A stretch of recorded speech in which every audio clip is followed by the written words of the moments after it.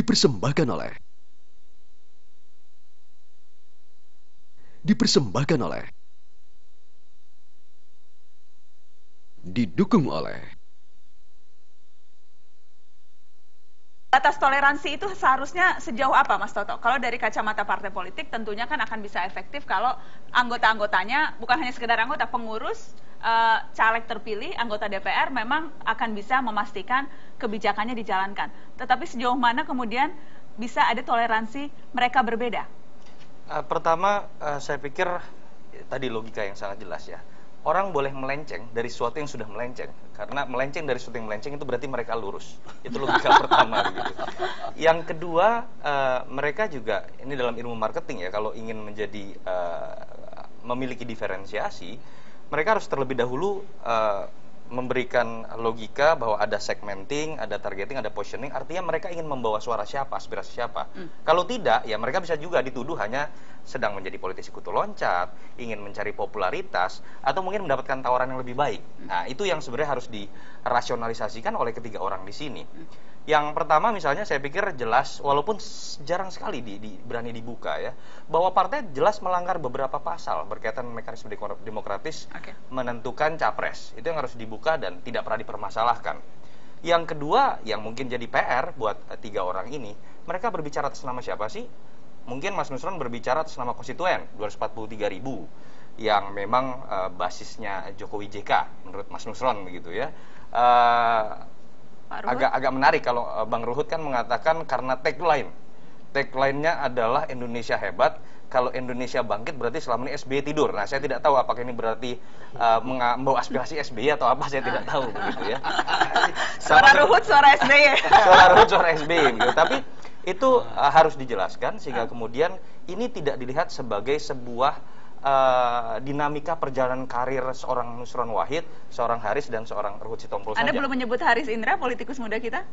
Saya harus mengatakan kalau dibanding ketiga orang ini ya, kedua-duanya mungkin senior, tapi yang paling nekat mungkin saat ini adalah Haris menurut saya. Nekat? Karena pertama, saya harus mengatakan ekstremitas pertarungan untuk berani melawan sosok Prabowo itu ya dialami oleh Haris. Artinya kalau Bang Ruhut orang bisa mengatakan ya SBY jelas yang selama ini dibela tidak mungkin maju kembali. Mas Nusron mungkin ada dalih pembenaran yang bisa dikatakan dengan sangat mudah. Tidak ada kader Golkar yang dimajukan di Prabowo Hatta. Saya hanya mendukung kader Golkar. Itu logika yang sangat mudah diterima publik. Sementara untuk Haris menurut saya luar biasa. Melawan sebuah partai yang menurut saya bukan hanya didirikan untuk menjadi mesin politik Prabowo, tapi memang didirikan oleh Prabowo semata, dimiliki sahamnya 100% oleh Prabowo semata, dan memang ditujukan hanya untuk meloloskan Prabowo menjadi presiden. Komentar Anda Mas Haris itu penilaian? Dan Haris berani mengatakan dia tetap di Gerindra. Itu menurut saya sebuah kalimat revolusioner menurut saya. Anda nekat? Ya, saya harus berbuat nekat agar kita tahu bahwa ada yang bisa berbeda, ada yang bisa membuat perbedaan di dalam, sehingga tidak boleh ada kezaliman atau ada kesewenang-wenangan. Pilihan politiknya kan sebetulnya jelas. Anda bisa pindah partai politik, Anda kemudian bisa saja ya yang paling ekstrim itu pindah partai politik, karena toh sekarang sudah dapat nama nih, sudah muncul di media, sudah dilihat sebagai orang yang berani menentang status quo dan sebagainya. Itu tidak Anda pikirkan karir politik ke depan? Tidak. Hari ini saya bisa di bawah, tapi siapa yang tahu besok. Hari ini ada masanya untuk orang itu, tapi hari ini bisa jadi besok bisa saya. Kuat-kuatan apa saja. Kalkulasi politik yang tepat tidak itu? Iya, kita harus berbicara Prabowo 5 tahun ke depan ya artinya. Kita harus berbicara Prabowo pasca keputusan MK. Banyak yang mengatakan pertaruhan terakhir masa politik Prabowo di tahun 2014.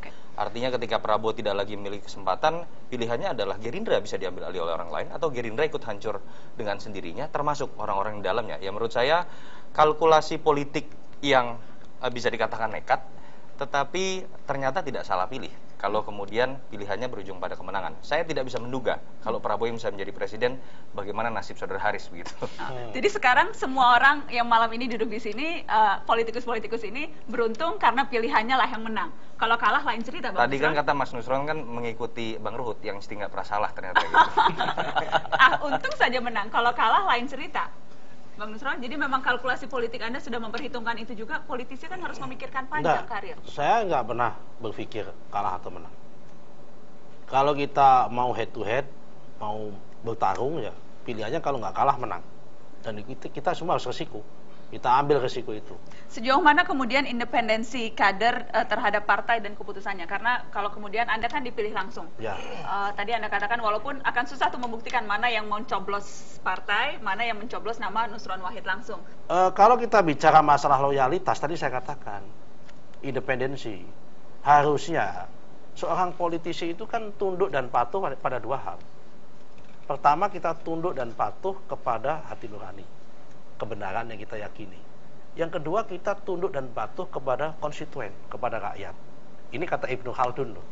Bukan kata bukan kata saya. Bukan kita tunduk dan patuh kepada bos, bukan tunduk dan patuh kepada ketua umum atau pengurus yang lain. Kalau itu nggak cocok dengan hati nurani maupun cocok kepada konstituen.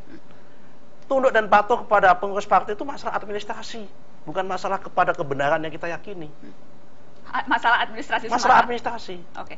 Bicara soal reformasi internal, apa yang seharusnya bisa dilakukan untuk membuat partai kita lebih reformis? Saya ingin dari yang Anda yang paling junior dulu. Dari kacamata Anda, kalau kita memang ingin memodernisasi, ingin membuat partai-partai menjadi lebih reformis sehingga perbedaan itu dianggap hal yang wajar dan tidak berujung pemecatan, dimulai dari mana? Saya harus sampaikan terlebih dahulu bahwa saya mengkoreksi kebijakan yang ada di partai, terutama pemecatan dan kewenangan yang lain itu tidak dimulai baru 2014. Tapi saya mulai dari 2010 ketika ada seseorang yang hanya mengirimkan SMS kepada seseorang ketua dewan pembina, kemudian orang itu tanpa ada dipanggil, tanpa ada mekanisme, dipecat.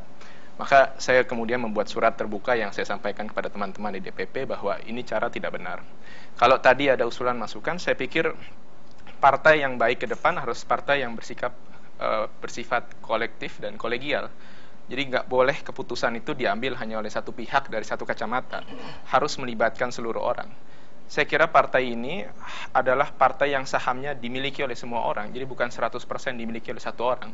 Saya pemilik saham ini juga. Banyak juga pemilik saham. Sehingga kalau ada perubahan-perubahan itu harus ada RUPS dulu. Harus ada rapat umum pemegang saham. Dan itu bukan pemegang saham tunggal. Nah, cara-cara otoritarian satu orang yang memegang kekuasaan kepemimpinan satu orang tunggal ini saya kira sudah tidak cocok lah diterapkan di Indonesia, sudah tidak tepat lah. Dan saya kira harus segera dimulai minimal dari Partai Gerindra. Apa yang bisa konkret dilakukan oleh partai politik kalau ingin mengubah persepsi itu? Mekanisme seperti apa yang harus dilakukan dan apakah itu bisa dimulai dari orang-orang yang selama ini dianggap berlawanan arus? Analoginya sederhana, ketika kita berbicara partai, kita berbicara perusahaan go public, yang sayangnya selama ini dikelola seperti perusahaan keluarga. Ketika kita sudah menyadari identitasnya adalah perusahaan go public, kita akan otomatis dibebani tanggung jawab untuk melakukan mekanisme transparansi laporan keuangan secara berkala. Kita akan memiliki mekanisme setiap ada kenaikan perubahan struktur di level DPP, DPD yang itu ditransparansikan melalui RUPS. Kalau itu menggunakan logika perusahaan go public, menurut saya otomatis akan jalan dengan sendirinya. Caranya seperti apa? Ya sederhana. Kita tidak melakukan reformasi partai politik melalui undang-undang parpol secara baik, dan itu dosa dari teman-teman anggota DPR juga. Ya, kalau kita lihat perubahan Undang-Undang Nomor 2 Tahun 2008 menuju 2 2011 itu seperti tenggelam, tidak dibahas oleh media karena semua sudah berbicara mengenai presidensial threshold, semua berbicara mengenai parliamentary threshold, padahal ada beberapa di situ aturan-aturan pasal yang kalau direformasi itu memaksa partai yang walaupun sekarang masih milik tradisi buruk itu memaksa dirinya untuk melakukan reformasi dengan sendirinya. Sesederhana itu. Jadi balik lagi, ini masalah political will, dan menurut saya jangan kemudian dibikin mepet begitu Mas Nusron waktunya reformasi Undang-Undang 2 Nomor 2011. Ini masalah political will, dan saya berharap dari orang-orang seperti ini bisa ada terjadi perubahan mendasar dalam sistem dan undang-undang sehingga mereka tidak dituduh sekedar menjadi politisi kutu loncat yang ingin menaikkan status sosial dengan menjadi berbeda. Karena dengan begitu maka akan diuji apakah memang betul-betul punya concern terhadap partai yang memang mereka percaya bisa membawa aspirasi dan sebagainya. Pertanyaan terakhir, masih percaya pada Golkar? Masih merasa itu rumah yang tepat untuk membina karir? Ya kalau percaya.